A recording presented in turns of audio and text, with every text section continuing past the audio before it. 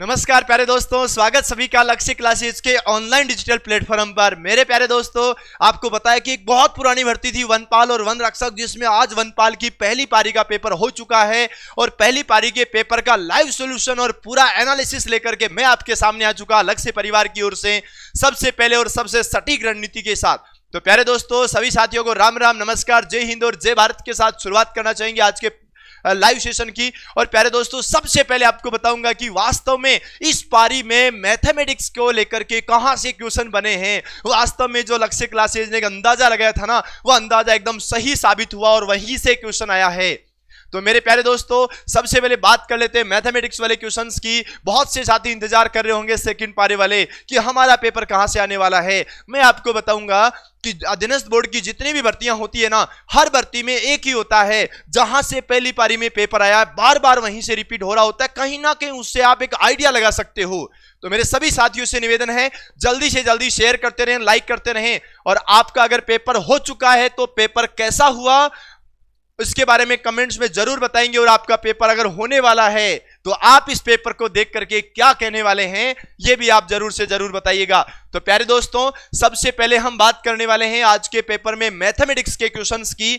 और मैथमेटिक्स के जो क्वेश्चन हैं उनका हम सॉल्यूशन करेंगे। जहां भी हमें मैथ्स का क्वेश्चन दिखेगा हम तुरंत उसका सॉल्यूशन करेंगे। तो प्यारे साथियों, आपके सामने एक प्यारा सा क्वेश्चन है, एक अच्छा सा क्वेश्चन है। और क्वेश्चन है वो क्या कहता है, जरा ध्यान से समझना आप। तो क्वेश्चन ये कहता है कि किसी निश्चित राशि पर 2 वर्ष का चक्रवृद्धि ब्याज 882 रुपए और साधारण ब्याज 840 रुपए, तो ब्याज की दर क्या होगी। ये देखिएगा, एक प्यारा क्वेश्चन है। और मैं आपसे एक बात कहूंगा, वास्तव में एक ऐसे क्वेश्चन को कभी छोड़ना नहीं चाहिए। ये क्या कह रहा है, जरा उसकी बात को जरूर समझें। ये कहता है कि 2 वर्ष का चक्रवृद्धि ब्याज 882 और साधारण ब्याज 840। मेरे प्यारे दोस्तों, साधारण ब्याज 840 रुपए है 2 साल का। अब तुम्हें समझना है कि 2 साल का 840 है ना, तो सीधी सी बात है कि पहले साल का 420 और दूसरे साल का भी 420 हो गया 840 रुपए। अब क्या कहता है कि 2 साल का चक्रवृद्धि ब्याज है ना, वो 882 रुपए है। ये 882 रुपए हो गया, तो सीधी बात है ये हो गया 441 पहले साल का। तो पहले साल का साधारण और चक्रवृद्धि बराबर होता है ना, पहले साल का साधारण चक्रवृद्धि बराबर होता है, तो 441 हो गया। और बचा हुआ आपको पता है कि दूसरे का हो गया, यानी 882 में से 441 हम कम कर देंगे, 2 में से 1 गया, 1 बचा, 4 में से 4 गए 4 और 4 में से 4 गए 4। अब देखो एक चीज और, 882 में से 441 तो इधर। अब सुनो, एक चीज और याद रखना, ये 420 है तो ये भी 420, बचा हुआ दूसरी साल का हो गया, तो 420। 882 में से 420 अगर आप माइनस करेंगे, 2 में से 0 गए तो 2, 8 में से 2 गए तो 6 और 8 में से 4 गए तो 8 में से 4 गए तो बच गए 4, यानी 462 रुपए। अब आपको एक बात याद रखनी है कि यहां से 420 से 462 हुआ, कितना बढ़ा, तो हम कहेंगे भाई 20 से 62 होने का मतलब 30, 40, 50, 60 और 42 बढ़ गया। ये 42 बढ़ा है 420 में, और परसेंट के लिए गुणा में 100 कट गए और आपका जो आंसर आ गया ना, वो 10% आंसर आ गया। बहुत प्यारा क्वेश्चन था, अच्छा क्वेश्चन था, यही आपको याद रखना था। मेरे प्यारे दोस्तों, आगे बढ़ते हैं, जहां पर हमें मैथ्स के क्वेश्चन मिलते रहेंगे, हम आराम से मैथ्स के क्वेश्चंस को सॉल्यूशन करते रहेंगे। ये यहां पर एक क्वेश्चन मैथ्स का और है। ये कहता है एक्स वाई जेड मिलकर एक कार्य को 10 दिन में पूरा करते हैं। तीनों ने एक साथ मिलकर कार्य शुरू किया, 4 दिन बाद एक्स छोड़कर चला गया। शेष कार्य को वाई और जेड ने 10 दिन और लेकर के कार्य को पूरा किया। एक्स अकेला संपूर्ण कार्य कितने दिन में कर सकता है। यह भी एक बहुत ही शानदार यानी टाइम एंड वर्क के टॉपिक को लेकर के क्वेश्चन है। मतलब आपको याद रखना, साधारण ब्याज से क्वेश्चन आ गया है, टाइम एंड वर्क के टॉपिक को लेकर के क्वेश्चन आ गया है। क्लियर? तो याद रखो रे, एक्स वाई जेड ये क्या करते हैं, ये एक्स वाई जेड 10 दिन में अपने काम को पूरा कर लेते हैं। अब ठीक है, ये क्या कहता है, तीनों ने एक साथ काम किया और 4 दिन तक काम किया। अब सुनो, एक्स वाई जेड जो 10 दिन में पूरा काम करते हैं ना, जो 10 दिन में काम करते हैं, उनमें से 4 दिन तो इन्होंने काम कर लिया। 4 दिन काम करने का मतलब है 2/5, और 2/5 का मतलब अगर मैं 100 से गुणा करूं तो इन्होंने क्या कर दिया, 5 का भाग 20 बार, उन्होंने 40% काम तो कर लिया। ठीक है ना, 40% काम कर लिया, पीछे बचा 60% काम। और 60% काम में इन्होंने क्या किया, क्या रीजन लगाया, 4 दिन बाद एक्स छोड़कर चला गया। वाई और जेड ने 10 दिन और अधिक लेकर के एक्स अकेला काम किया। अब देखो यार एक चीज और सोचो, y और z है ना, अब देखो y और z ये जो 2/5 भाग है ना, 2/5 भाग y और z है वो 10। अब देखो एक चीज याद रखो यहां पर, सीधी सी बात है कि टोटल काम 10 दिन में होना था, 4 दिन काम कर लिया, 2/5 काम हो गया, ठीक है, 2/5 काम हो गया, 3/5 काम बच गया, ठीक है, 2/5 हो गया, 3/5 बच गया।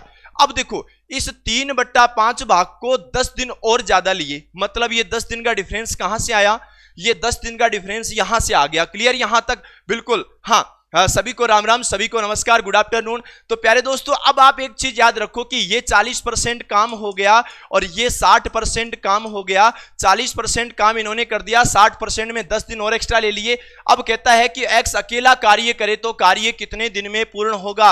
अब आपको एक बात याद रखनी कि ये जो 40% काम किया है ना, ये x छोड़कर चला गया, y और z करते हैं ना तो 10 दिन का टाइम लगता है, 10 दिन एक्स्ट्रा लगे ना, 10 दिन का टाइम लगता है। तो तुम एक चीज सोचो कि 3/5 भाग को अगर 10 दिन में कर रहे हैं तो पूरे काम को कितने करेंगे, 10 गुणा 3/5 को कर देंगे 5/3, यानी 50/3 में ये काम पूरा करते। अब देखो 50/3 में काम कौन करते, x तो छोड़कर चला गया, y और z है ना ये 50/3 में काम पूरा करते।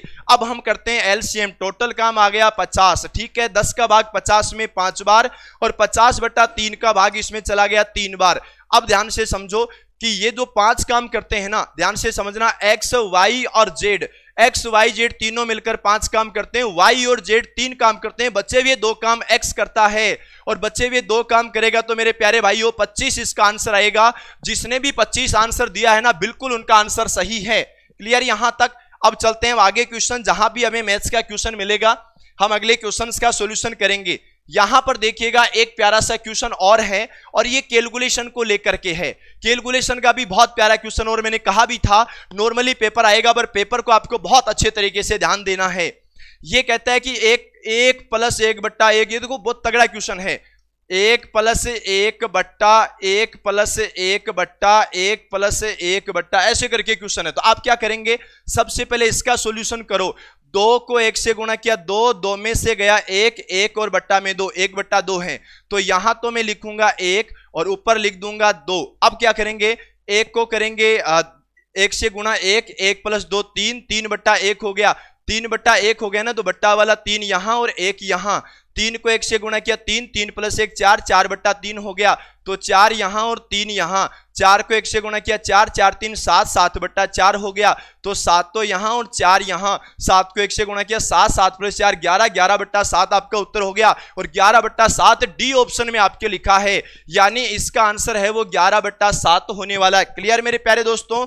बहुत ही प्यारा पेपर आया और वास्तव में जिसने रियल में पढ़ाई करी है ना, वो क्वेश्चंस मैथ्स के तो छोड़ करके आएगा नहीं, बस इतना सा याद रखना, वो मैथ्स के क्वेश्चन तो छोड़ेगा नहीं। और आगे की बात करें नेक्स्ट वाले में, जहां पर हमें मैथ्स के क्वेश्चंस की बात हो, उसके बाद जनरल साइंस वाले सर भी आ जाएंगे। अब जरा ध्यान से समझो, एक क्वेश्चन और है आपके लिए, ये थोड़ा सा दिमाग खराब करने वाला क्वेश्चन आपको लग सकता है, क्योंकि आप इसमें थोड़ा सा लॉजिक लगाएंगे। ये कहता है प्राकृत संख्या में जब 12 की वृद्धि की जाती है तो व्युत्क्रम का 160 गुना हो जाता है। 12 की वृद्धि करते हैं ना तो व्युत्क्रम का 160 हो जाता है। संख्या क्या है? मैंने कहा भाई तुम एक काम करो, संख्या मानो 6, 6 में 12 की वृद्धि करेंगे तो 6 में 12 की वृद्धि करेंगे तो सीधी बात है 18 हो जाएगा। ये व्युत्क्रम का 160 गुना कैसे होगा? तो मैं आपको कहूंगा कि 1/6 है ना, इसका 160 गुना करो। इसका मैंने 160 गुना किया तो 6 का, अब देखो 160 गुना, ये कह रहा है व्युत्क्रम का 160 गुना करना है। तो एक बात याद रखो कि 6 था, 6 का व्युत्क्रम 1/6 हो गया, इसको गुणा करो 160 से, 160 से गुणा करने पर 18 आना चाहिए। भाई नहीं आ रहा, ऑप्शन गलत है ये। अब आप आ जाओ दूसरे वाले में, 8 पहले से है और 12 की वृद्धि कर दो 20 हो जाएगा। 8 का व्युत्क्रम हो गया 1/8 और गुणा कर दो 160 से, मेरे प्यारे भाइयों बराबर एग्जैक्ट 20 आ रहा है। इसका मतलब आपका आंसर सही है 8। जिसने 8 आंसर दिया ना, बिल्कुल उनका सही होगा। करना क्या था, 12 की वृद्धि करनी थी, 20 बनाना था। फिर कह रहा है कि उल्टा करो, हमने 8 को उल्टा किया तो 1/8 और इसको 160 से गुणा करो, 160 से गुणा किया तो 20 आ रहा है। एग्जैक्ट हमारा आंसर सही। उसके बाद में बात करते हैं आगे नेक्स्ट वाले क्वेश्चंस की। तो मेरे प्यारे साथियों यहां पर नेक्स्ट क्वेश्चन की अगर बात करें ना तो ध्यान दीजिएगा, बहुत ही प्यारे प्यारे क्वेश्चन आए हैं, बहुत अच्छा। यहां पर एक छोटा सा क्वेश्चन और है परसेंटेज को लेकर के। परसेंटेज वाला क्वेश्चन क्या कहता है कि 12.5 का कितना प्रतिशत 50 होता है। मैं कहूंगा मेरे भाइयों 12.5 का x% निकालोगे ना तो वो आ जाएगा 50, और x की वैल्यू निकालोगे ना तो 50 तो पहले से है, और ये जो 12.5 और 100 है ना ये बन जाएगा 100 और 12.5, इसका भाग चला जाएगा 4 बार और 400% आपका उत्तर आ जाएगा। जिसने भी डी आंसर दिया 400% दिया, बिल्कुल एग्जैक्ट उनका आंसर सही है। क्लियर मेरे भाइयों। आगे की बात करें नेक्स्ट वाले क्वेश्चंस में, तो नेक्स्ट वाला क्वेश्चन यहां पर फिर आपके सामने मैथ्स के प्यारे प्यारे 2-3 क्वेश्चन आए हैं। एक क्वेश्चन क्या कहता है कि यदि m संख्याओं का औसत n स्क्वायर है, शायद हो सकता है मैंने क्लास में सेम क्वेश्चन लिखवाया हो, n संख्याओं का औसत m स्क्वायर है तो m प्लस n का औसत क्या होगा। ये कहता है कि m संख्याओं का औसत n स्क्वायर है तो योग हो गया mn स्क्वायर, और n संख्याओं का औसत m स्क्वायर है तो योग हो गया एन एम स्क्वायर। अब टोटल का औसत पूछा है ना तो हम क्या करेंगे, M N square plus N M square राशियों का योग और बट्टा में राशियों की संख्या एम प्लस एन। ध्यान दीजिए रे, यहां पर एम यहां भी है यहां भी है, मैंने एम कॉमन लिया, एन यहां है एन यहां है, कॉमन लिया, m तो बाहर आ गया, n बच गया, n बाहर आ गया, m बच गया, और बट्टा में m प्लस n है। ये तो हो गए कट गए, mn आपका उत्तर आ गया और mn आपका सेकंड ऑप्शन। क्लियर यहां तक? बहुत प्यारे क्वेश्चन है, वास्तव में बहुत अच्छे क्वेश्चन है। और आगे की बात करें ना तो देखो आगे आपके सामने फिर क्वेश्चन आगे, ये क्या कहता है कि नमन और अमित की वर्तमान आयु 3:2 है। 20 वर्ष पूर्व निम्नलिखित में से कौन सा आयु का अनुपात नहीं हो सकता। अब मेरी बात एक चीज समझो कि 20 साल पहले, अभी वर्तमान में क्या है 3 और 2 है। क्लियर? मैं एक काम करता हूं कि 3 और 2 को 30 और 20 मान सकता हूं। 20 वर्ष पूर्व आयु का अनुपात कौन सा नहीं हो सकता, तो तुम्हें सीधी सी बात याद रखनी है, 20 साल पहले तो 10 साल का तो ये हो गया, ये तो 0 का था, ऐसा तो मान नहीं सकते। 3 और 2 है, मैं 300 मान लेता हूं और 200 मान लेता हूं, ठीक है।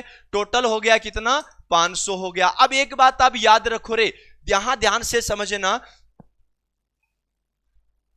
कि 3:2 का अनुपात है। 20 वर्ष पूर्व निम्न में से कौन सा उनकी आयु का अनुपात नहीं हो सकता।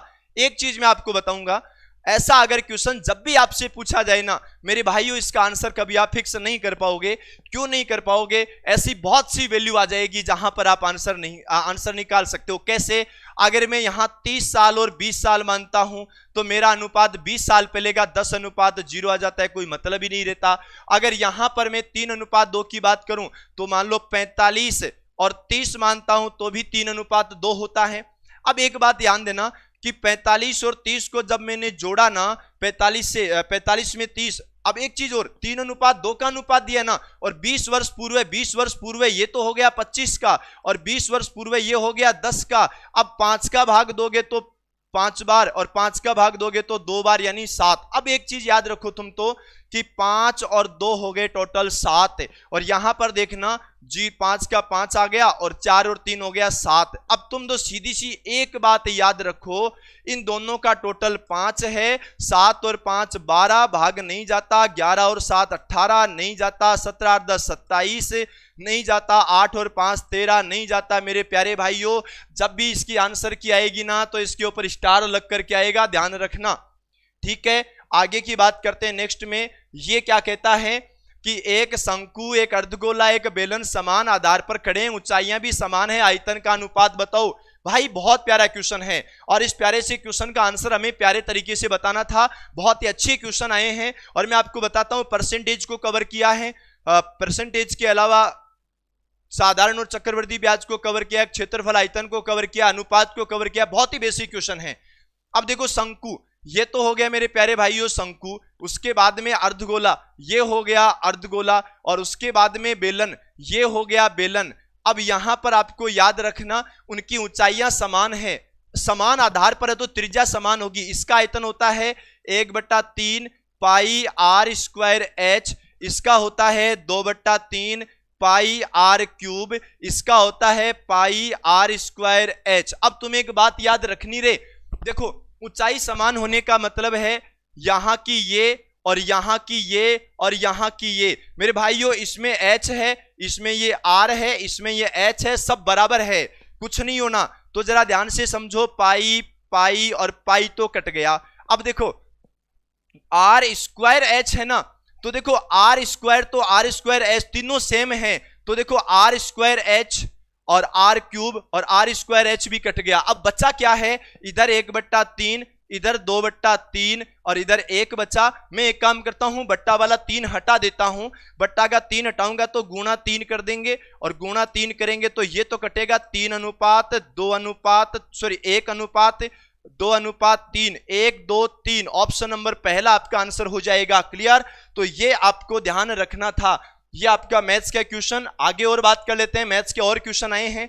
यहां पर जो मैथ्स का क्वेश्चन आया ना, ये क्या कहता है कि भाई दो पासों को एक साथ फेंका जाता है तो दोनों पर भिन्न संख्या आने की प्रायिकता।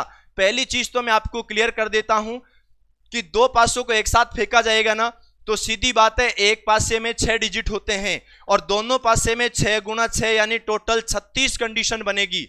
टोटल 36 कंडीशन बनेगी और उन 36 कंडीशन में से अब देखो इसमें मैंने 6 फेंका।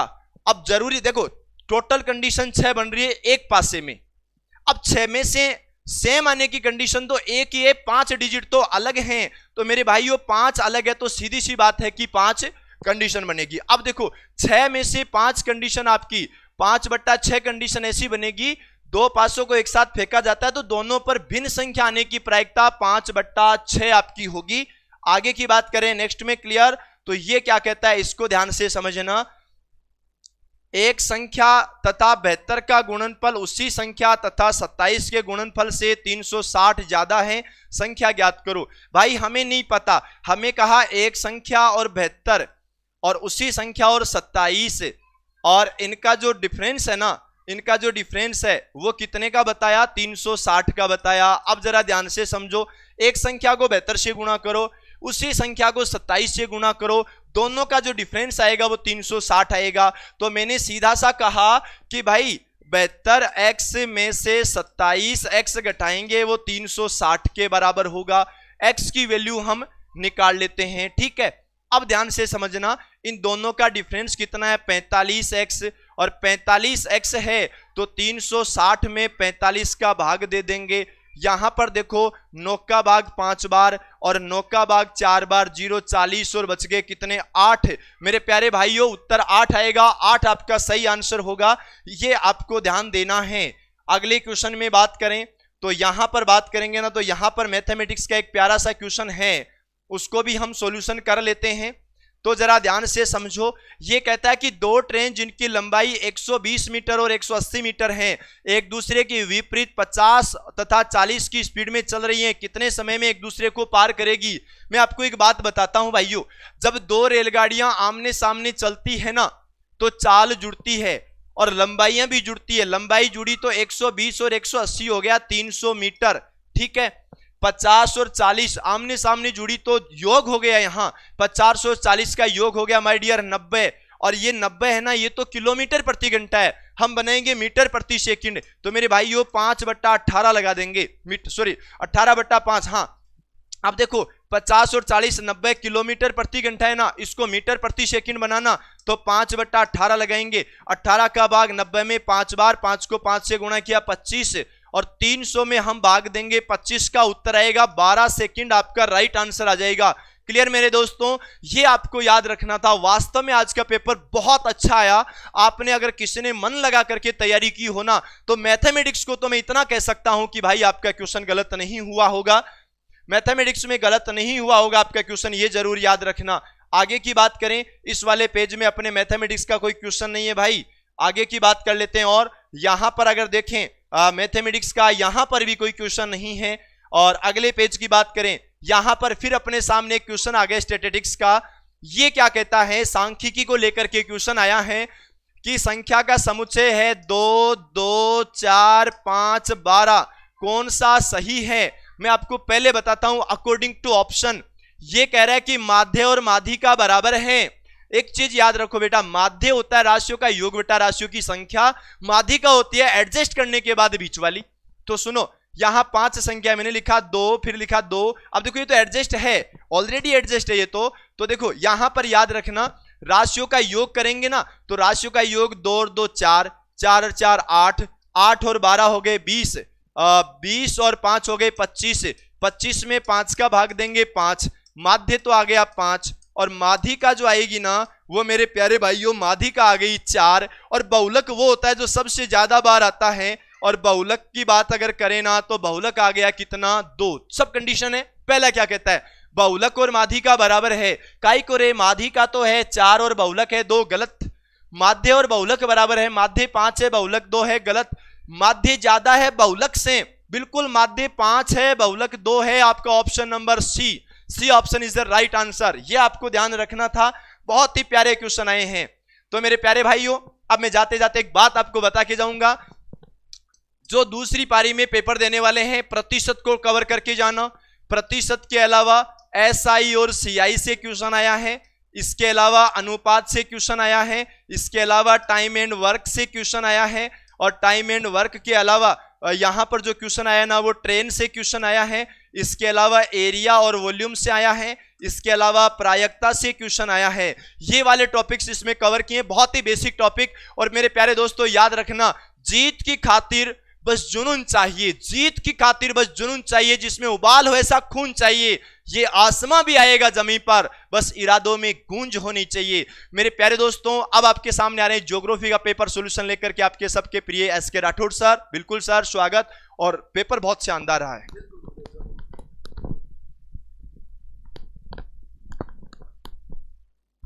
नमस्कार दोस्तों, सभी विद्यार्थियों को राधे राधे, सभी विद्यार्थियों का हार्दिक स्वागत और अभिनंदन रहेगा लक्ष्य क्लासेज की इस ऑनलाइन पाठशाला में। और आप सभी का स्वागत करने के लिए तैयार है रोजाना की तरह आपका होस्ट, आपका दोस्त इंजीनियर एसके राठौड़। नजरें जमाए रखना, बिना किसी देरी के हम फटाफट के अंदाज में शुरू करते हैं ज्योग्राफी की श्रृंखला के कुछ महत्वपूर्ण प्रश्न जो कि पूछे गए वन रक्षक और वनपाल की प्रश्नोत्तरी में। याद कीजिएगा कल क्लास ली थी शाम को 8 बजे से लगा करके 10 बजे के बीच में, और मैंने कम से कम आपको 10 बार बोला होगा बीच में कि बेटा जो भी वन रक्षक की तैयारी करने वाले विद्यार्थी है वो एक बार इस श्रृंखला को 150 प्रश्नों की श्रृंखला को देख करके चले जाना बेटा। और ये प्रश्न ऑप्शन भी चेंज नहीं होने वाले हैं, ऐसे के ऐसे प्रश्न आपके वन रक्षक और वनपाल की श्रृंखला के अंतर्गत कल सुबह छपने वाले हैं। और आज जो वनपाल का पेपर हुआ बेटा सुबह वाली पारी का, उसमें कल वाली प्रश्नोत्तरी से सीधे सीधे प्रश्न निकल के आपके छपे हैं। उठा करके देख लेना, कल शाम वाली क्लास अभी तक पड़ी हुई है, और एक अभी के जो प्रश्न में ज्योग्राफी के करवाने वाला हूं इन सभी को देख लेना कि संघर्ष के मार्ग पर जो वीर चलता है वो इसी संसार को बदलता है। संघर्ष के मार्ग पर जो वीर चलता है वो इसी संसार को बदलता है। जिसने अंधकार मुसीबत और खुद के जंग की जीती है, सूर्य बनकर वही निकलता है। अरे सूर्य बनकर वही निकलता है। चलिए भाई साहब फटाफट के अंदाज में हम शुरू करेंगे आज की प्रश्नोत्तरी का पहला प्रश्न। उसमें सबसे पहले आपकी प्रश्नोत्तरी का जो ज्योग्राफी का प्रश्न यहां पर क्या कहता है सुनिएगा। हम नीचे से ही स्टार्ट करते हैं, गुरुजी ने नीचे से यहां पर लगाते हुए चल रहे हैं भाई, हम नीचे से ही स्टार्ट करते हैं। सबसे पहला यहां पर दे रखा बेटा कि जवाई बांध परियोजना राजस्थान के बताओ कौन से जिले में स्थित है। अरे जवाई बांध कहीं बार पड़ा। जवाई बांध पश्चिमी राजस्थान का सबसे बड़ा बांध है, और इसे मारवाड़ का बताओ क्या कहते हैं बेटा, इसे मारवाड़ का तो अमृत सरोवर कहा जाता है। ये जवाई बांध जवाई नदी के ऊपर बताओ सुमेरपुर में बना हुआ है, और सुमेरपुर बताओ कहां पर है, पाली के अंदर आता है। विकल्प बी यहां जो होगा इज अ करेक्ट आंसर यहां पर आपका रहने वाला होगा। ज्योग्राफी का पहला क्वेश्चन आया यहां पर, यह पूछा गया था बेटा। अगला क्वेश्चन यहां पर हम बात करते हैं कि राजस्थान को कितने कृषि जलवायु प्रदेशों में बांटा गया है। राजस्थान राज्य को कितने कृषि जलवायु प्रदेशों में बांटा गया है, तो याद रखना बेटा राजस्थान को कितने कृषि जलवायु प्रदेशों में बांटा गया है। उत्तर आएगा राजस्थान को, याद रखना बेटा बताओ कितने कृषि जलवायु प्रदेशों में बांटा गया है। 10 कृषि जलवायु प्रदेशों में बांटा गया था भाई, ठीक है ना। हाँ भाई राजस्थान को 10 कृषि जलवायु प्रदेशों में बांटा गया है, जिसके अंतर्गत भारत के 4 जोन राजस्थान में आते हैं। भारत का राजस्थान का सबसे बड़ा जो कृषि जलवायु प्रदेश आता है और वो शुष्क अति शुष्क आंशिक सिंचित मैदान आता है जो पश्चिमी भाग में आता है, और सबसे छोटा आदर दक्षिणी मैदान आता है जो अपना डूंगरपुर बांसवाड़ा साइड में आता है। विकल्प बी यहां पर होगा बेटा, करेक्ट आंसर यहां पर रहने वाला होगा विकल्प बी। राजस्थान को कितने जलवायु प्रदेशों में बांटा गया है? 10 जलवायु प्रदेशों में आपके यहां पर बांटा गया है। अगला प्रश्न यहां पर क्या कहता है ज्योग्राफी के अंतर्गत, उसकी भी हम यहां पर बात कर लेते बेटा। अगले प्रश्न के अंतर्गत यहां पर जो ये वाली जो थी, इसमें अपने ज्योग्राफी के 2 क्वेश्चन थे। एक तो कितने कृषि जलवायु प्रदेश है, एक जवाई बांध का संबंध कहां से है, पाली में यहां पर बात की जाती है भाई, ठीक है ना। अगला प्रश्न देखना क्या कहता है, सुनिएगा मेरी बात बेटा। अगला प्रश्न यहां पर आपने क्या दे रखा है कि आना सागर झील का निर्माण बताओ किसने करवाया था। अरे आना सागर झील का निर्माण बताओ किसने करवाया था? क्या अजय पाल ने, अजय राज ने, जगदेव ने, या बताओ अर्णोराज ने? तो सभी को पता बेटा आना सागर झील का निर्माता बताओ कौन है, आना जी या बताओ कौन होता है, अर्णोराज जी होता है। आना जी या अर्णोराज ने तुर्की सेना के रक्तपात को साफ करने के लिए झील बनाई थी जिसका नाम था आना सागर। राजस्थान में सिंचाई का मुख्य स्रोत क्या है? कल वाली क्लास में मैंने रिपीट किया था बार बार कि राजस्थान में सिंचाई के 3 प्रकार के स्रोत होते हैं, कुएं और नलकूपों के द्वारा, तालाबों के द्वारा और नहरों के द्वारा। और इसके अंतर्गत भी सबसे अधिक कुओं से होती है, उसके बाद में नलकूपों से होती है। तो इसके अंतर्गत जो आएगा बेटा कुओं के द्वारा होती है। विकल्प बी यहां पर इज करेक्ट आंसर रहने वाला है। अगला प्रश्न यहां पर अपने ज्योग्राफी का क्या आता है, सुनिएगा मेरी बात बेटा, कि राजस्थान की उत्तर से दक्षिण का विस्तार बताओ कितना आता है। अरे इतना आसान प्रश्न की कोई देता है क्या? राजस्थान में उत्तर से दक्षिण का विस्तार बताओ कितना आता है। अरे यहां पर 826 किलोमीटर आता है। राजस्थान से उत्तर से दक्षिण की लंबाई 826, पूर्व से पश्चिम की चौड़ाई 869, लंबाई और चौड़ाई का अंतराल बताओ कितने किलोमीटर का आता है? 43 किलोमीटर का यहां पर आता है। तो विकल्प यहां पर ए यहां करेक्ट उत्तर हो जाएगा। अगला यहां पर क्या पूछा गया है? अगला पूछा गया बेटा कि जाखम परियोजना राजस्थान के किन जिलों में सिंचाई की सुविधा प्रदान करती है? जाखम परियोजना नाम आते ही पहले जाखम बांध का जिक्र आना चाहिए। जाखम बांध कहां पर है? प्रतापगढ़ में है। और उदयपुर, चित्तौड़, प्रतापगढ़ यहां पर विकल्प आएगा बेटा सी। उदयपुर, चित्तौड़ और प्रतापगढ़ की यहां पर बात की जाती है। विकल्प सी यहां जो होगा करेक्ट आपका उत्तर रहने वाला होगा भाई, ठीक है ना। इस श्रृंखला के अंतर्गत ये प्रश्न थे अपने ज्योग्राफी के। चलिए भाई अगला पेज लेते हैं, उसमें क्या आता है, यहां पर अपना कौन सा था ज्योग्राफी का क्वेश्चन, उसके बारे में बात करते हैं भाई। फटाफट के अंदाज में हम स्टार्ट करने जा रहे हैं भाई ज्योग्राफी की श्रृंखला। यहां पर एक प्रश्न दे रखा है कि मल्लीनाथ जी का मंदिर कहां पर है? तो याद रखना तिलवाड़ा बाड़मेर में लगता है, ठीक है, लूनी नदी के किनारे पर है। ये आर्ट एंड कल्चर का है, लेकिन तिलवाड़ा बाड़मेर में अपने लूनी नदी आती है, तो उसके संदर्भ में भी हम यहां पर बात कर सकते हैं। ये भी आपका किससे आ जाता है, आपके कल्चर से संबंधित ये प्रश्न आता है यहां पर, जो लूनी नदी के किनारे पर है भाई। अगला प्रश्न यहां पर और क्या कहता है भाई, अगले पेज के अंतर्गत अपने ज्योग्राफी का प्रश्न कौन सा आएगा? रानी खेत किस में होता है? अरे बेटा रानी खेत जो रोग होता है ना, ये बताओ सामान्य किस में होता है? रानी खेत और बर्ड फ्लू बताओ किस में होता है? मुर्गियों में होता है। अरे रानी खेत और बर्ड फ्लू नाम का रोग बताओ किस में होता है? मुर्गियों के अंदर होता है। यहां पर विकल्प आएगा B is a correct answer यहां पर आपका रहने वाला होगा भाई। अगला प्रश्न की बात करते हैं यहां पर कि अगला प्रश्न कौन सा आता है। इसमें ये रानी खेत वाला जो रोग आता है ये मुर्गियों की बात हो जाती है भाई, ठीक है ना। अगला क्वेश्चन देखना, अगले प्रश्न अपने ज्योग्राफी में कौन कौन से प्रश्न पूछे गए थे, अच्छे वाले प्रश्न है, इसमें खूब सारे प्रश्न है भाई, ठीक है ना। यहां पर पूछा गया राजस्थान के अंदर इको टूरिज्म पॉलिसी लागू की गई थी, और इको टूरिज्म पॉलिसी बताओ हाल ही में 2021 में लागू की गई थी। अरे कब लागू हुई थी? 2021 में आपकी इको टूरिज्म पॉलिसी यहां पर लागू की जाती है। विकल्प ए यहां पर आपका करेक्ट उत्तर हो जाएगा। अगला पूछा गया है उत्तर पश्चिमी रेलवे मंडल का बताओ मुख्यालय कहां पर आता है। याद रखना बेटा उत्तर पश्चिमी रेलवे मंडल का मुख्यालय आपके राजस्थान के जयपुर जिले में आता है। बताओ कहां पर आता है? जयपुर जिले में आपके आ जाता है। अगला प्रश्न यहां पर आपके क्या कहता है, सुनिएगा मेरी बात। अगला कहता है कि मृदा के संरक्षण की प्रमुख विधि बताओ कौन सी नहीं है। मृदा के संरक्षण की प्रमुख विधि बताओ कौन सी नहीं है। क्या आपके फसल का चक्रीकरण करना, ये तो होती है। रासायनिक उर्वरकों का प्रयोग, पट्टीदार कृषि या पशुचारण पर नियंत्रण, तो यहां पर आपके रासायनिक खादों का प्रयोग करने से याद रखना ये आपके मृदा संरक्षण की विधि नहीं आती है। विकल्प बी यहां पर आता है, करेक्ट उत्तर यहां पर रहने वाला हो जाता है। अगले क्वेश्चन की हम बात करते हैं, यहां पर क्या कहता है भाई। अगला प्रश्न यहां पर आता है स्वास्थ्य यूनिटी के बारे में पूछा गया है। अगला प्रश्न यहां पर और कौन सा आएगा, अगले प्रश्न की बात करते हैं ज्योग्राफी के और कौन कौन से प्रश्न पूछे गए अच्छे वाले जो। अगला प्रश्न यहां पर आता है ज्योग्राफी के बारे में, सुनना मेरी बात, कि अगला प्रश्न आया था राजस्थान में सुपर क्रिटिकल ताप विद्युत ग्रह बताओ कौन से है? तो छबड़ा और सूरतगढ़। अरे छबड़ा के बाद में कौन सा है? सूरतगढ़। छबड़ा और सूरतगढ़ की बात करें ना बेटा, तो ये आप याद रखना। हाँ भाई, छबड़ा और सूरतगढ़ ये राजस्थान में दो सुपर क्रिटिकल पावर प्लांट आपके आ जाते हैं। विकल्प यहां पर सी करेक्ट उत्तर हो जाएगा भाई, ठीक है ना। हाँ भाई, इसमें ये एक प्रश्न आता है, छबड़ा और सूरतगढ़ वाले यहां पर बात की जाती है। अगले प्रश्न की बात करते हैं अपन यहां पर, केंद्रीय शुष्क बागवानी संस्थान कहां पर है? कल वाली क्लास में मैंने 3 बार कहा था केंद्रीय शुष्क बागवानी संस्थान बिछवाल बीकानेर के अंदर है। आप पेपर उठा के देखना ना, ये का यही प्रश्न पुराने पेपर में पूछा गया था। विकल्प ए आपका आता है, बताओ कहां पर आता है? बीकानेर के अंतर्गत आ जाता है। अगला प्रश्न यहां पर और ज्योग्राफी से संबंधित कौन सा आता है? शुष्क बागवानी अनुसंधान केंद्र बीकानेर में आता है भाई। अगला प्रश्न यहां पर जगीरा एक कौन सा आ गया है? केंद्रीय शुष्क वाला भाई। इसके बाद में अगले वाले पेज पर अपने ज्योग्राफी के प्रश्न और मिलेंगे भाई। अगला यहां पर और क्या पूछा गया भाई?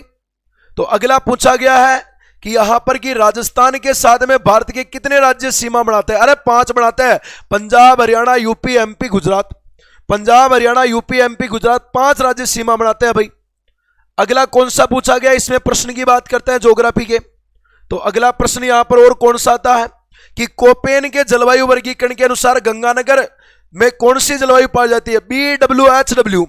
गंगानगर में कौन सी पाई जाती है? BWHW। कोपेन के अनुसार गंगानगर में कौन सी है? BWHW प्रकार की जलवायु पाई जाती है भाई, ठीक है ना। अगला क्वेश्चन देखना, अगला प्रश्न यहां पर कौन सा था ज्योग्राफी से संबंधित? निम्नलिखित में से किस अभ्यारण्य में उड़न गिलहरी पाई जाती है? अरे उड़न गिलहरी बहुत बार आया हुआ, सीता माता अभ्यारण्य में पाई जाती। कहां पर है? प्रतापगढ़ में है भाई। उड़न गिलहरी सीता माता अभ्यारण्य प्रतापगढ़ में है भाई। अगला आता है कि बागोर की सभ्यता बताओ कौन सी नदी के किनारे? बेटा कोठारी नदी के किनारे, भीलवाड़ा में लगती है। बागोर की सभ्यता कोठारी नदी के किनारे आपके भीलवाड़ा में लगती है भाई, ठीक है ना। कोठारी नदी के किनारे भीलवाड़ा में लगती है बागोर की सभ्यता। अगला पूछा गया कि गंगानगर आगेती बताओ किस फसल की किस्म है? गंगानगर आगेती कपास की किस्म है भाई। गंगानगर आगेती बताओ किसकी किस्म है भाई? कपास की किस्म है गंगानगर आगेती। नरमा, मालवी, ये सब गंगानगर आगेती कपास की किस्में हो जाती है। अगला और प्रश्न यहां पर ज्योग्राफी का कौन सा था? जालोर के वंश के संस्थापक, ये सब। चलिए भाई अगले प्रश्नों की बात करते हैं। ज्योग्राफी के अंतर्गत कौन कौन से प्रश्न आते हैं, सुनिएगा मेरी बात। अगला प्रश्न यहां पर और आता है,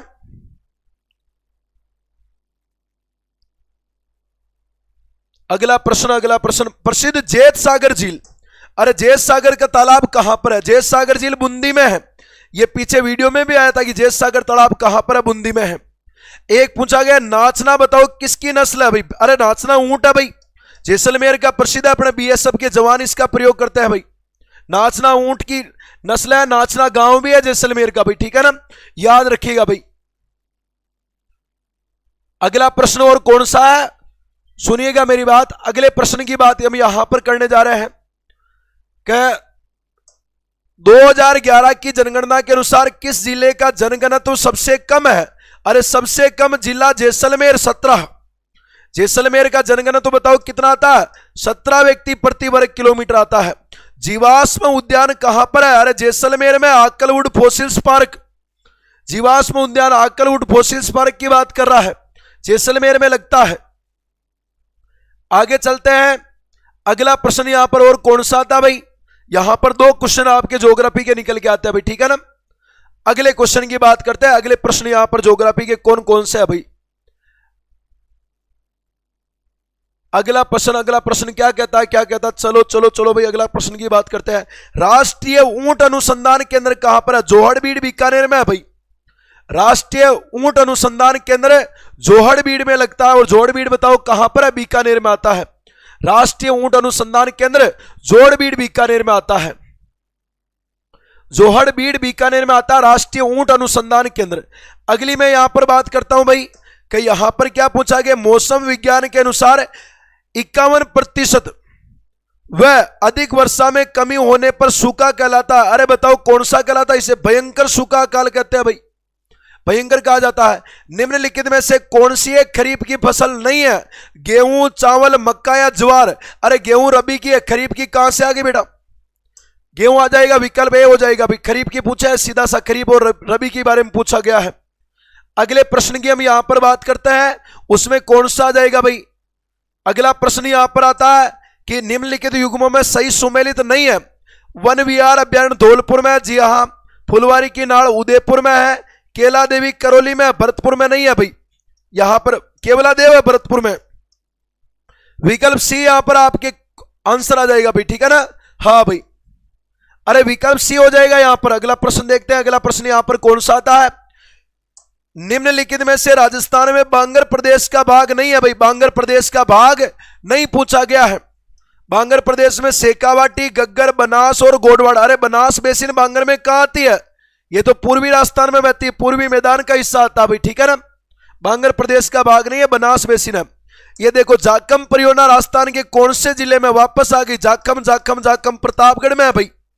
जाखम नदी पर जाखम परियोजना प्रतापगढ़ में चल रही है भाई, ठीक है ना? वापस ये कई प्रश्न वापस आ गया भाई। देखो भाई कितने शानदार शानदार प्रश्न पूछे और कितने इजी प्रश्न पूछे हैं ज्योग्राफी के। इसीलिए तो मैंने कल वाली ज्योग्राफी की जो मैराथन हुई थी ना, उसमें मैंने पहले ही कहा था कि ज्योग्राफी अपने आप में एक बहुत बड़ा सब्जेक्ट है, जो बहुत कंपटीशन के अंदर बहुत बड़ा पोर्शन रहने वाला है। आपको एग्जाम में पास करवाने के लिए ज्योग्राफी एक महत्वपूर्ण भूमिका अदा निभाता है भाई। यहां पर अभी 27 प्रश्न, आपके 28 प्रश्न यहां पर ज्योग्राफी के पूछे गए थे।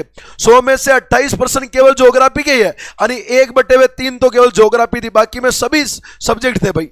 तो अब साइंस वाले गुरुजी आएंगे, कुछ महत्वपूर्ण साइंस के प्रश्न आपके सामने यहां पर लेके आएंगे। ये ज्योग्राफी के प्रश्न थे भाई, ठीक है ना? और मैं कह रहा हूं कि जो भी विद्यार्थी अगली सेकंड वाली पारी में जिनके है नाम कल वाली शाम वाली ज्योग्राफी की क्लास को वापस देख के जाना भाई, बहुत सारे क्वेश्चन रिपीट हो रहे हैं वापस। धन्यवाद सर। चलो भाई, आप सभी का स्वागत है लक्ष्य के प्लेटफॉर्म पर। पेपर बहुत ही अच्छा पेपर था, साइंस के भी बहुत सारे सवाल आए थे, और जिसने वीडियो को लाइक नहीं किया है, शेयर नहीं किया है, फटाफट कर दीजिए। हम स्टार्ट करते हैं हमारे साइंस के पहले वाला सवाल की। जो पहला सवाल साइंस का आया था, और वो साइंस का सवाल कौन सा था भाई? सवाल नंबर था 4। सवाल नंबर क्या कह रहा है कि निम्नलिखित में से पादपों में कायिक प्रवर्धन की इकाई कौन सी है? वेजिटेटिव रिप्रोडक्शन की इकाई। कायिक प्रवर्धन का मतलब होता है जब पौधे के जड़, तना और पत्ती वाले भाग से, जड़, तना और पत्ती वाले भाग से नया पौधा तैयार हो जाए, वो कायिक प्रवर्धन होता है। तो प्रकंद है, भूस्तारी है, बल्ब है, ये सारे के सारे हमारे क्या होते हैं? कायिक प्रवर्धन की इकाई होती है। तो यहां पर आंसर क्या जाएगा हमारा? यहां पर आंसर जाएगा ये सभी, क्योंकि जड़, तना, पत्ती से पूरा एक नया पादप बनना कायिक प्रवर्धन कहलाता है, कायिक जनन कहलाता है। बढ़िए अगले सवाल की तरफ बढ़ते हैं। अगला वाला सवाल हमारा, और अगला वाला सवाल ये रहा आपके सामने भाई। अगला वाला सवाल ये रहा कि कांसे की मूर्ति, कांसे, कांसा, कांसा कौन सी मिश्र धातु होती है? अरे याद है, कांसा कॉपर प्लस एसएन यानी कॉपर प्लस टिन की मिश्र धातु होता है। कॉपर प्लस टिन की मिश्र धातु कांसा होता है। कॉपर और जिंक, इससे कौन बनता है? हमारा पीतल बनता है। कौन बनता है? पीतल बनता है हमारा। चलो भाई, ये भी अच्छा सवाल था। अगले सवाल की तरफ बढ़े ना, तो अगला सवाल हमारा कौन सा था भाई? अगला सवाल आता है 15 नंबर, और 15 नंबर सवाल क्या कह रहा है? निम्नलिखित में से कौन सा धनायनित अपमार्जक होता है? यानी ऐसा अपमार्जक जिसके ऊपर कैसा चार्ज होता है? पॉजिटिव चार्ज होता है। और ये थोड़ा सा अच्छा क्वेश्चन था भाई, अच्छा क्वेश्चन था। अपमार्जक और साबुन में से बहुत ही ज्यादा डीप में सवाल पूछा गया था। तो सेट्रिल ट्राइमेथिल अमोनियम ब्रोमाइड जो होता है, ये हमारा कैसा होता है? तो कि ये हमारा जो होता है वो कैसा होता है? धनायनित उपमार्जक का उदाहरण होता है। अगले सवाल की तरफ बढ़े। अगला सवाल ये रहा। सवाल क्या कह रहा है? निम्नलिखित में से कौन सा अमीनो अम्ल जो होता है वो उदासीन होता है, न्यूट्रल होता है? तो कौन होता है? ग्लाइसिन। और ग्लाइसिन के अलावा कौन होता है? एलेनिन। ये दो अमीनो अम्ल ऐसे होते हैं जो हमारे कैसे होते हैं? उदासीन उदासीन होते हैं। कौन से होते हैं? उदासीन होते हैं हमारे। चलो भाई बढ़ते हैं अगले सवाल की तरफ। अगला सवाल हमारा ये रहा, देखिए भाई क्या कहता है सवाल कि साइनाइड प्रक्रिया कौन सी धातु के निष्कर्षण में काम आती है? साइनाइड प्रक्रिया कौन सी धातु के निष्कर्षण में काम आते हैं? क्लियर है, समझ में आ गया? आपके फोन की स्पीकर थोड़ा कम कर दो, मेरी आवाज तो भाई नेचुरल है, ऐसी ही रहेगी। ठीक है भाई, चलो सुनो, साइनाइड की प्रक्रिया की बात करें किसके निष्कर्षण में काम आती है, तो साइनाइड प्रक्रम जो होता है ये Ag और Au के निष्कर्षण में काम आता है, सोने और चांदी के निष्कर्षण में काम आता है। निष्कर्षण का मतलब होता है अयस्क से क्या प्राप्त करना? शुद्ध धातु प्राप्त करना, ये आता है हमारा भाई। क्लियर है? अगले सवाल की बात करें, ये रहा अगला सवाल, इधर ही है, ज्यादा जाने की जरूरत नहीं है। ये सवाल तो अक्सर बहुत बोला जाता है भाई, कौन से कृत्रिम फाइबर को, कौन से कृत्रिम रेशे को कृत्रिम रेशम के नाम से जाना जाता है? और कृत्रिम रेशम के नाम से किसको जाना जाता है? रेयॉन को जाता है। किसको जाता है? रेयॉन को जाना जाता है कृत्रिम रेशम के नाम से। क्लियर है भाई? अगले सवाल की तरफ बढ़ते हैं। अगला सवाल हमारा देखिए कौन सा है, 32 नंबर है। 32 नंबर सवाल देखो भाई क्या कहता है, स्नैपड्रैगन में पुष्प का रंग, ये एक अपवाद होता है मेंडल के नियम का। मेंडल ने 3 नियम दिए थे, इसमें से पहला नियम आता है प्रभाविकता का नियम, और प्रभाविकता के नियम का अपवाद आता है अपूर्ण प्रभाविकता, इनकम्प्लीट डोमिनेंसी आता है। स्नैपड्रैगन के अंदर अपूर्ण प्रभाविकता पाई जाती है। क्लियर है? चलो भाई अगले सवाल की तरफ बढ़ते हैं।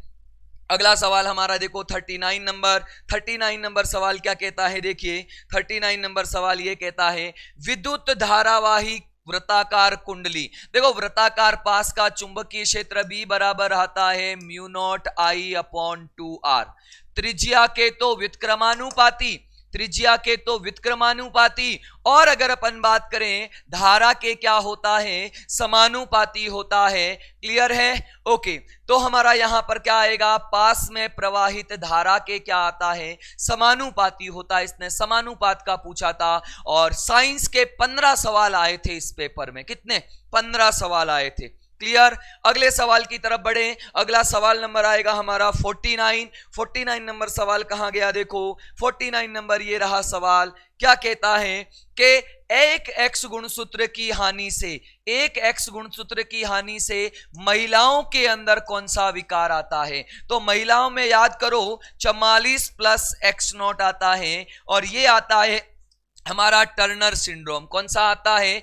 टर्नर सिंड्रोम आता है हमारा। क्लियर है भाई? अगले सवाल की तरफ बढ़ते हैं। अगला सवाल देखो ये रहा हमारा, अगला सवाल है अगले पेज पर। अगले पेज पर देखो क्या है, अगला सवाल नंबर देखो 58 नंबर, सदिश राशि बताइए कौन सी सदिश राशि है? और सदिश राशि की बात करें तो संवेग जो होता है ना, संवेग का मतलब होता है द्रव्यमान इनटू वेग, और वेग हमारी कैसी राशि होती है? वेक्टर क्वांटिटी होती है, क्योंकि दाब है, दूरी है, टेम्परेचर है, प्रेशर, टेम्परेचर, डिस्टेंस, ये हमारा सारा का सारा अदिश राशियों में आता है। क्लियर?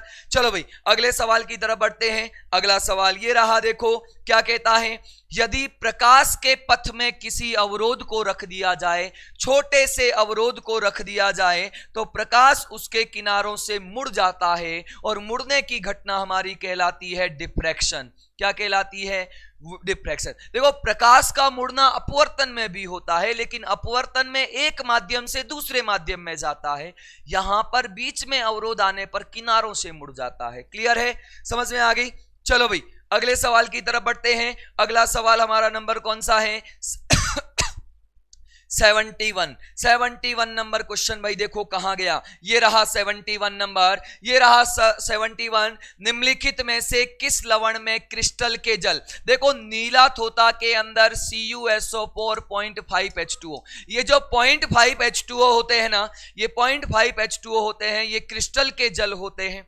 धावन सोडा, धावन सोडा हमारा Na2CO3 0.10 H2O होता है, ये 10 H2O में 10 H2O जो होते हैं ये हमारे क्रिस्टल के जल होते हैं। और खाने का सोडा NaHCO3 होता है, इसमें कोई क्रिस्टल वाटर नहीं रहते हैं, तो हमारा आंसर यहां पर क्या जाएगा, खाने का सोडा जाएगा। क्लियर है भाई, मीठा सोडा जाएगा। क्लियर है, बिल्कुल। अगले सवाल की तरफ बढ़ते हैं। अगला सवाल हमारा 77 है। 77 नंबर तो नहीं दिख रहा। चलो भाई अगले सवाल की तरफ बढ़ते हैं। रानीखेत, रानीखेत ये गुरुजी करवा के चले गए हैं भाई। रानीखेत मुर्गियों में होने वाला रोग है। क्लियर है, ये ज्योग्राफी में भी आता है, साइंस में भी आता है, तो दोनों में ही आ जाता है। क्लियर है, बिल्कुल।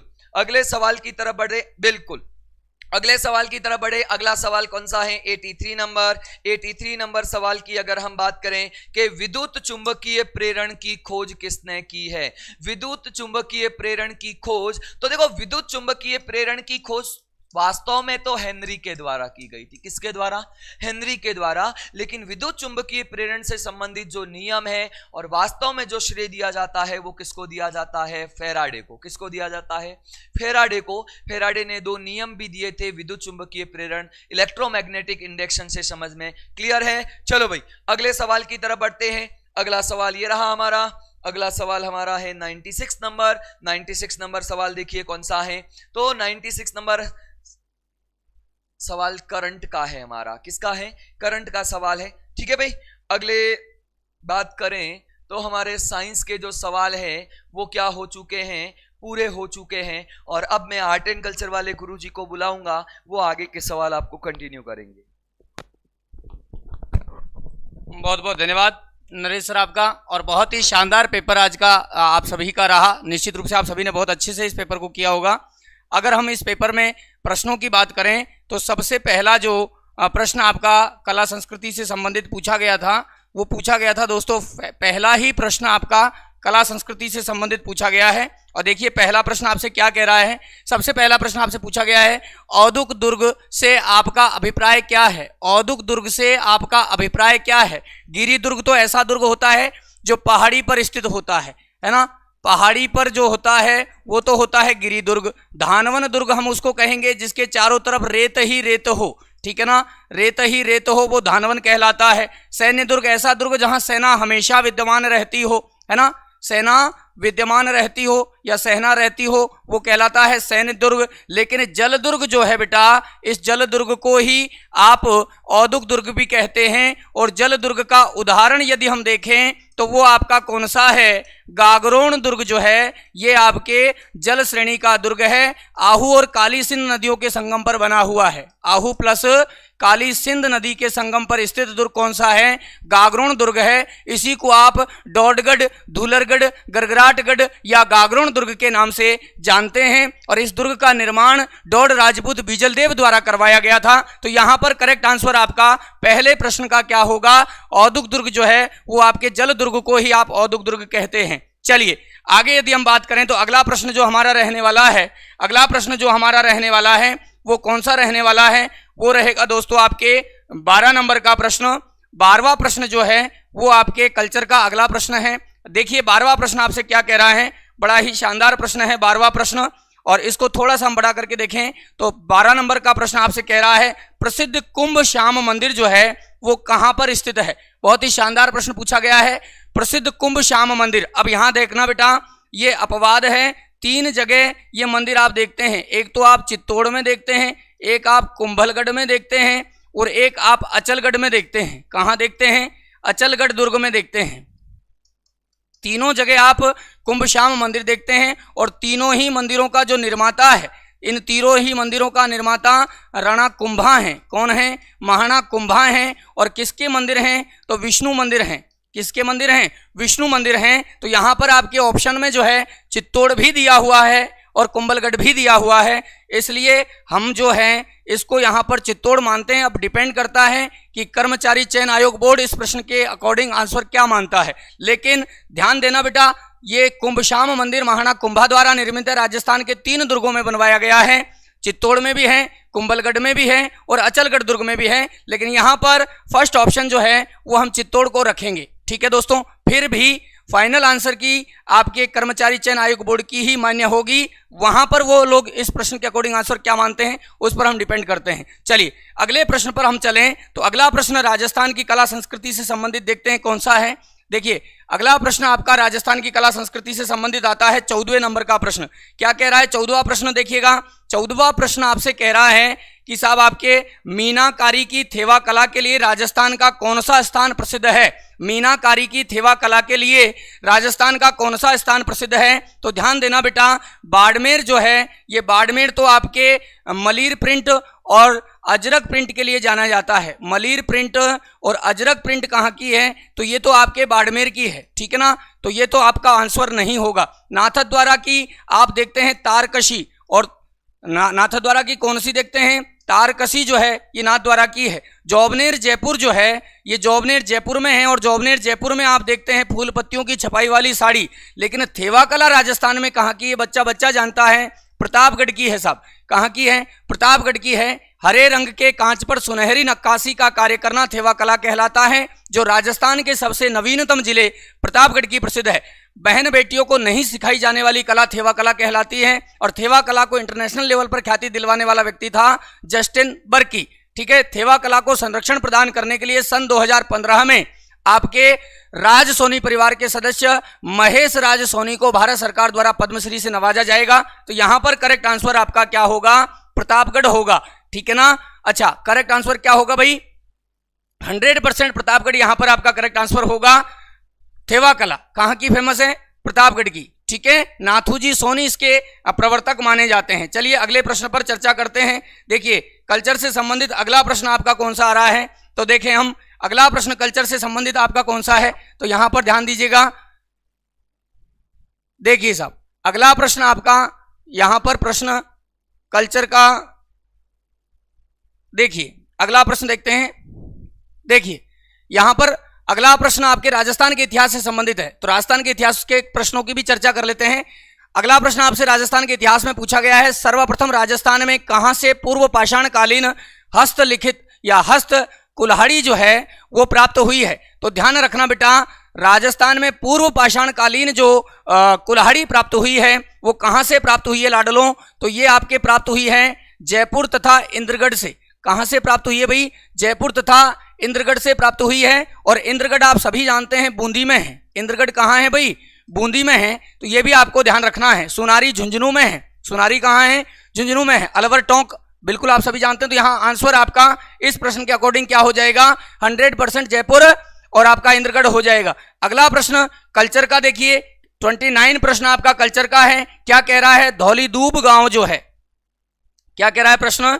धौलीदूब जो गांव है, ये धौलीदूब गांव किस संत की जन्मस्थली के रूप में जाना जाता है? तो ध्यान रखना, रामचरण जी हैं क्या? नहीं साहब, रामचरण जी तो नहीं है। रामचरण जी तो डेहरा गांव अलवर में पैदा होंगे। संत पीपा की बात करें तो संत पीपा का जन्म गागरोन दुर्ग झालावाड़ में हुआ था।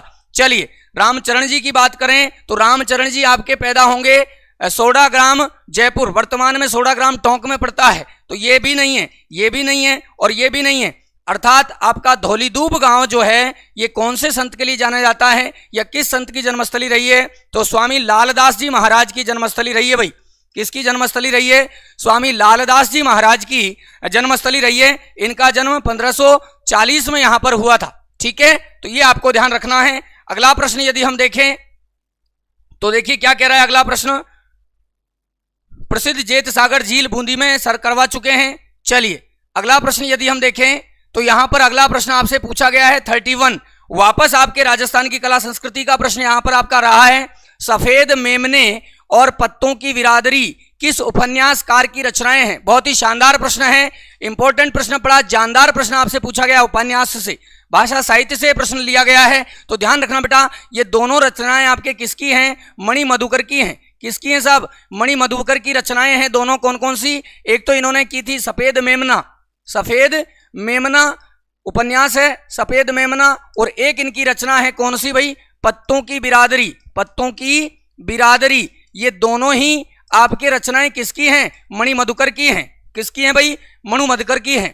तो यहां पर करेक्ट आंसर आपका क्या रहेगा? मणि मधुकर रहेगा, ठीक है। चलिए आगे देखते हैं अगला प्रश्न क्या कह रहा है। मैं आपके राजस्थान के इतिहास और राजस्थान की कला संस्कृति से संबंधित जितने भी प्रश्न आज आपसे पूछे गए हैं उन पर हम चर्चा करेंगे। देखिए अगला प्रश्न वापस आपसे राजस्थान के इतिहास से पूछा गया है। जालोर के चौहान वंश का संस्थापक जो है वो किस शासक को कहा जाता है? बहुत ही शानदार प्रश्न है। जालोर के चौहान सोनग्रा चौहान कहलाते हैं बेटा। और यहां पर जो आपके जालोर के चौहानों का संस्थापक माना जाता है, जब चौहान वंश आपने पढ़ा तो निश्चित रूप से पढ़ा होगा, ठीक है। और वो आपके आता है कीर्तिपाल। कौन सा आता है? कीर्तिपाल। कीतु एक महान राजा, ये जालोर के चौहानों के संस्थापक माने जाते हैं। उसके बाद यदि हम बात करें, अगला प्रश्न देखिए क्या कह रहा है आपका। अगला प्रश्न आपके पूछा है 38, और ये प्रश्न आपसे कह रहा है कि साहब आपके बूंदी के राजमहल में प्रसिद्ध चित्रशाला का निर्माण किस शासक के शासनकाल में हुआ? तो यहां पर आपका आंसर हो जाएगा राव शत्रुशाल। क्या हो जाएगा भाई? राव शत्रुशाल। जबकि गोल्डन पीरियड किसको कहेंगे?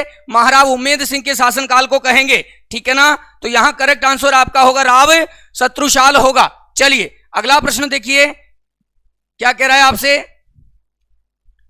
अगला प्रश्न यहां पर आपसे करवा दिया सर ने, वुडन गैलरी के लिए बिल्कुल सीता माता जाना जाता है। आगे बात करते हैं। अगला प्रश्न पुनः आपसे पूछा गया राजस्थान के इतिहास से। मत्स्य संघ का राज प्रमुख किसे नियुक्त किया गया था? आप सभी जानते हैं धौलपुर के शासक थे उदयभान सिंह जी। कौन थे भाई? उदयभान सिंह जी। धौलपुर के महाराज थे उदयभान सिंह, और इस उदयभान सिंह जी को ही आपके मत्स्य संघ का राज प्रमुख घोषित किया गया था, बनाया गया था।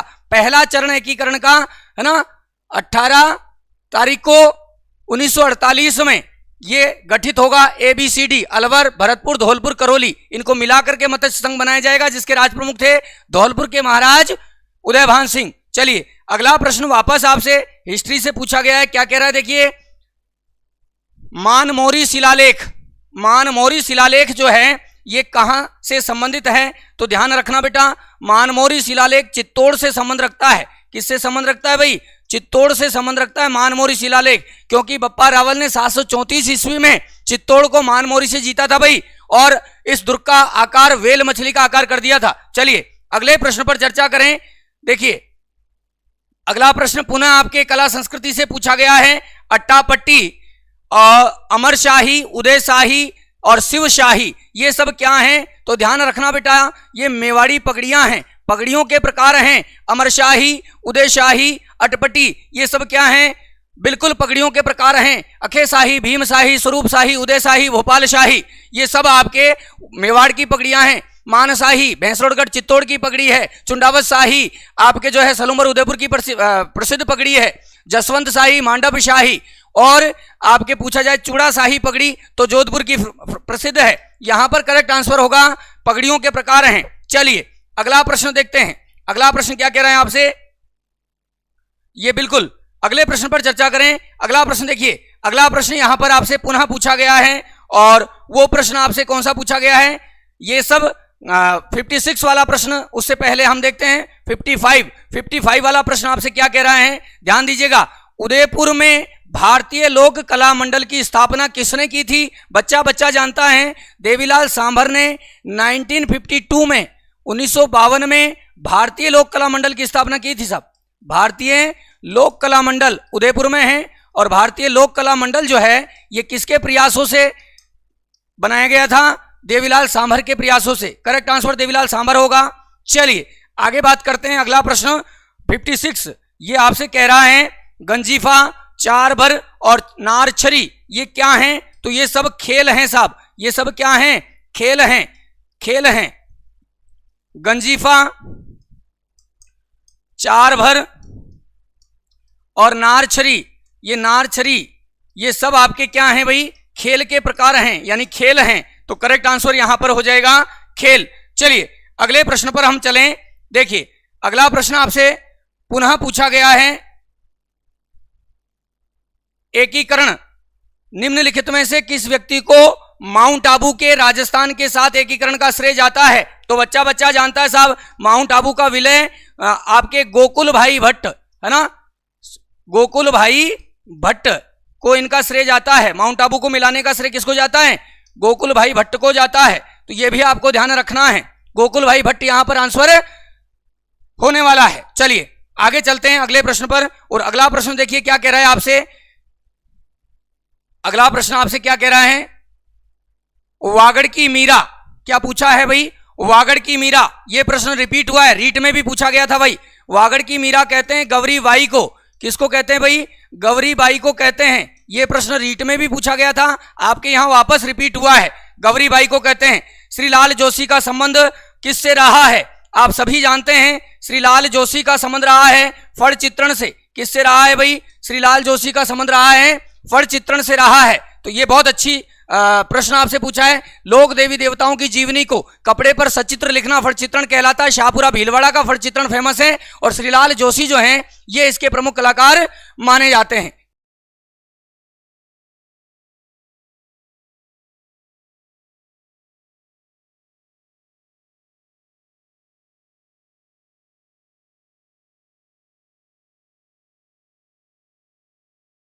देखिए साहब, अगले प्रश्न पर चलें। अगला प्रश्न देखते हैं क्या कह रहा है आपसे।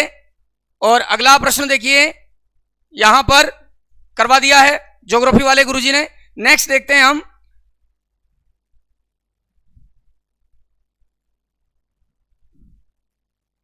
यहां पर आपका कोई भी प्रश्न कल्चर और इससे संबंध नहीं रखता। अगले प्रश्न पर चलें। स्त्रियों का आभूषण नेवरी जो है ये कहां पहना जाता है? तो ध्यान रखना बेटा, नेवरी पैर का आभूषण है। कहां का है? नेवरी पैर का आभूषण है। पैर के आभूषणों को याद रखने का तरीका है, अच्छा पापा ने आंवले का फूल पकाकर चट से हिरण को खिला दिया। अणवत, छलकड़ा, है ना, पायल, पायजेव, नेवरी, ठीक है, चौपुली, टणका, हिरणामेन, लांघने, ये सब कहां के आभूषण है भाई? बिल्कुल आपके पैर के आभूषण है। तो इस प्रश्न के अकॉर्डिंग आंसर आपका पैर के आभूषण होने वाला है।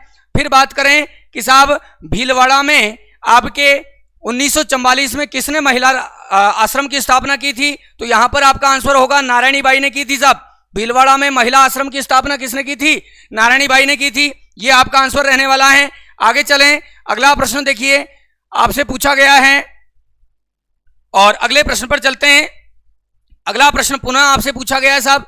देखिए अगला प्रश्न आपसे पूछा गया है, मेवाड़ में 1881 का जो भील विद्रोह है वो कहां से प्रारंभ हुआ?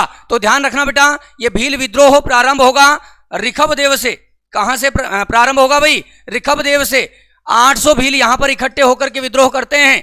तो 1881 में भील विद्रोह प्रारंभ होगा ऋखब देव से, ठीक है ना। अच्छा, खेरवाड़ा में एमबीसी मेवाड़ भील कोर की स्थापना 1841 में होगी, ये ध्यान रखना। दूसरा प्रश्न अगला आपसे पूछा है, दस्तूर कोमगार में आपके राजस्थान के किस राज्य से संबंधित वर्णन मिलता है? तो बताइए साहब, दस्तूर कोमगार में किसका वर्णन मिलता है? तो यहां पर वर्णन मिलता है साहब आपको जयपुर का। किसका मिलता है? जयपुर का वर्णन मिलता है। किसका मिलता है भाई? जयपुर का मिलता है। चलिए, निम्नलिखित में से कौन प्रजामंडल से संबंध नहीं रखता? तो ध्यान रखना, आपके गोविंद गिरी जो हैं ये प्रजामंडल से संबंध नहीं रखते। बाकी जमुनालाल बजाज का भी संबंध रहा है, जयनारायण व्यास का भी रहा है और गोकुल भाई भट्ट का भी रहा है, परंतु गोविंद गिरी जो हैं ये आपके संभ सभा से संबंध रखते हैं, किसी प्रजामंडल से संबंध नहीं रखते। चलिए आगे चलते हैं अगले प्रश्न पर। देखिए अगला प्रश्न आपसे पूछा गया है, जब राजपूताना की रियासतों के साथ 1818 में, कब भाई? 1818 में आपके जो है संधियां हुई थी, तब भारत का गवर्नर जनरल कौन था? तो यहां पर भारत का गवर्नर जनरल आपके था भाई लॉर्ड हेस्टिंग्स। कौन थे भाई? Lord Hastings. उस समय 1818 में क्या थे भाई? भारत के गवर्नर जनरल थे। चलिए आगे बात करते हैं। अगला प्रश्न आपसे पूछा गया है, मेवाड़ में निम्नलिखित शासकों में से किसने इब्राहिम लोदी को खातौली के युद्ध में हराया था? बड़ा सरल सा प्रश्न है भाई। आपके राणा सांगाई थे जिन्होंने खातौली के युद्ध में आपके किसको हराया था? इब्राहिम लोदी को हराया था, है ना। और फिर बाबर आएगा, है ना। तो ये ध्यान रखना, यहां पर करेक्ट आंसर होगा राणा सांगा। रावल रतन सिंह का युद्ध अलाउद्दीन खिलजी से हुआ था। राणा हमीर जो है सिसोदिया गांव से आकर के सिसोदिया वंश की स्थापना रखते हैं, ठीक है। चलिए आगे चलते हैं अगले प्रश्न पर। और अगला प्रश्न आपका कल्चर से संबंध रखता है। मल्लीनाथ जी का मंदिर स्थित है तिलवाड़ा बाड़मेर में है साहब। बिल्कुल ये आपका हो चुका है, तिलवाड़ा बाड़मेर में मल्लीनाथ जी का मंदिर है, कोई दिक्कत वाली बात नहीं। चलिए आगे चलते हैं और अगला प्रश्न देखिए वापस आपसे पूछा गया है। अगला प्रश्न आपसे पूछा गया, आना सागर झील का निर्माण अरुणोराज ने करवाया था। बिल्कुल ज्योग्राफी वाले गुरुजी करवा चुके हैं। अब बात करते हैं, आमेर के किस शासक को अकबर ने फरजंद कहा था? बड़ा शानदार प्रश्न है। फरजंद अरेबिक शब्द है भाई, अरबी भाषा का शब्द है और फरजंद का मतलब होता है बेटा। तो अकबर अपना बेटा मानते थे मानसिंह फर्स्ट को।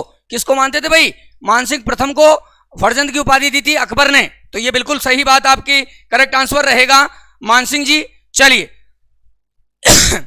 इसी श्रृंखला में आगे के प्रश्नों को यदि हम देखें तो यहां पर अगला प्रश्न जो आपसे पूछा गया है वो आपसे पूछा गया है, देखिए क्या कह रहा है। अगला प्रश्न आपसे पूछा है बूंदी में कजली तीज का मेला। क्या पूछा है भाई? बूंदी में कजली तीज का जो मेला है वो किस महीने में भरता है? तो ध्यान देना बेटा, कजली तीज का मेला भरता है भादवे में, भाद्रपद कृष्ण तृतीया, भाद्रपद कृष्ण तृतीया, ठीक है ना। भादवे में बड़े हल्के श्री कृष्ण ने राखी बांधकर गोगा के साथ गाय के बछड़े की पूजा की, जिससे नाराज होकर गणेश ऋषि राधा को जल देने अनंत लेकर पहुंचे। तो यहां पर भाद्रपद कृष्ण तृतीया को बूंदी में कजली तीज का मेला भरता है और इस मेले के आकर्षण का केंद्र होता है चक्री नृत्य, जो कि कंजर जनजाति की अविवाहित बालिकाएं करती हैं, खूंसनी पहनकर करती हैं। चलिए आगे चलते हैं, देखिए अगला प्रश्न। अगला प्रश्न वापस आपसे यहां पर पूछा गया है सवाई बांध, बिल्कुल बता चुके हैं सर। और लीलटास, लीलटास का लेखक कौन है? तो ध्यान देना बेटा, लीलटास के लेखक है कन्हैयालाल सेठिया। कौन है भाई? कन्हैयालाल सेठिया ने लिखी थी लीलटास। और दशहरे पर लीलटास पक्षी का दिखना शुभ माना जाता है, दशहरे पर लीलटास पक्षी का दिखना शुभ माना जाता है। तो यहां पर लीलटास के लेखक कौन है? कन्हैयालाल सेठिया हैं। चलिए आगे चलें, अगला प्रश्न देखते हैं। यहां पर एक प्रश्न और आपसे पूछा गया है, बिल्कुल कन्हैयालाल सेठिया होगा और जवाई बांध हो चुका है। तो ये कुछ क्वेश्चन थे जो राजस्थान के इतिहास और कला संस्कृति से संबंधित आपसे पूछे गए थे। क्लियर है? उम्मीद करता हूं आपका पेपर बहुत अच्छे से आपने किया होगा। सेकंड पारी में जिन बच्चों के पेपर हैं उन सभी को बेस्ट ऑफ लक, बहुत अच्छे से पेपर को करें। अच्छा पेपर आया, स्तरीय पेपर रहा और ईश्वर आप सभी की मंजिल तक आपको पहुंचाएं। इन्हीं शुभकामनाओं के साथ मैं आपसे विदा चाहता हूं। धन्यवाद।